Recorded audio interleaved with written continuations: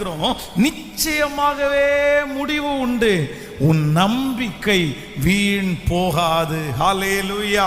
நம்ம நிறைய பேர் நம்புகிறோம். நிறைய காரியத்தை நீங்கள் நம்பி இருப்பீர்கள்.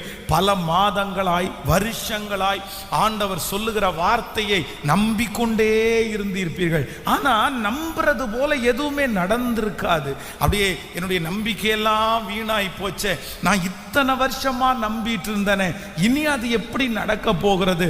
ஆனால் கர்த்தர் இன்றைக்கு தெளிவா வாக்கு கொடுக்கிறாரு. இல்லை மகளே, இல்லை மகனே, உன் நம்பிக்கை ஒரு நாளும் கெட்டு போகிறதற்கு கர்த்தர் விட மாட்டார். உங்களை குறித்து கர்த்தர் நம்ப பண்ணினதை கர்த்தர் நிறைவேற்றுவார்.